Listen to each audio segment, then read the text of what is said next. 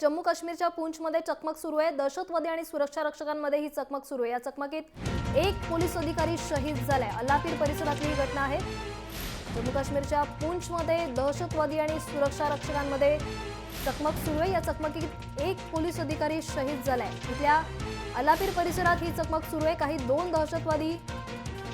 दहशतवादी जे आहे या भागात लपले असल्याचं सांगण्यात येत आहे। त्यामुळे पोलिसांनी परिसरातल्या नागरिकांना त्यांच्या सुरक्षिततेसाठी दुसऱ्या ठिकाणी हलवले। फोन लाईनवर आपल्यासोबत आहेत आपले प्रतिनिधी मनोज सातवी। मनोज, जम्मू काश्मीरच्या पूंछमध्ये चकमक सुरू असल्याची माहिती मिळते, काय सांगशील? भक्ती, पहाटेपासूनच जम्मू काश्मीरच्या पूंछ परिसरात ही चकमक सुरू आहे आणि या ठिकाणी सचिवालयाच्या इमारतीचं बांधकाम सुरू आहे। त्याच परिसरात 2 ते 3 दहशतवादी लपले असल्याची शक्यता आहे आणि दहशतवादी हे लष्कर-ए-तैयबाचे दहशतवादी असल्याचं आता सूत्रांकडून माहिती मिळते। त्यामुळे पहाटेपासूनच दोन्ही जवान आणि दहशतवादी या दोन्ही बाजूकडून जोरदार अशी फायरिंग सुरू आहे। त्याच्यात एक सुरक्षा रक्षक हा शहीद झालेला आहे।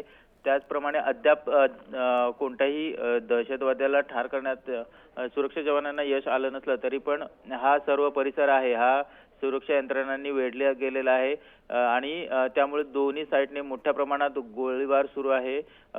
सर्च ऑपरेशन सुरू आहे। यामुळे काही वेळातच हे ऑपरेशन पूर्ण होण्याची शक्यता आहे, कारण पूर्ण हा परिसर वेढलेला आहे सुरक्षा यंत्रणांनी आणि हे जवान आहेत यांचा नक्की काय उद्देश आहे, हे जे अतिरेकी आहेत यांचा काय उद्देश आहे हे अद्याप कळलेलं नाहीये। मात्र ज्याप्रमाणे राजनाथ सिंग यांनी या फुटीरतावाद्यांना बोलणी करण्यासाठी बोलवलेलं होतं, मात्र त्यांचा या सर्व घटनेला विरोध आहे। त्यामुळे पुन्हा अतिरेकी हल्ला झाला असल्याची शक्यता वर्तवण्यात येते।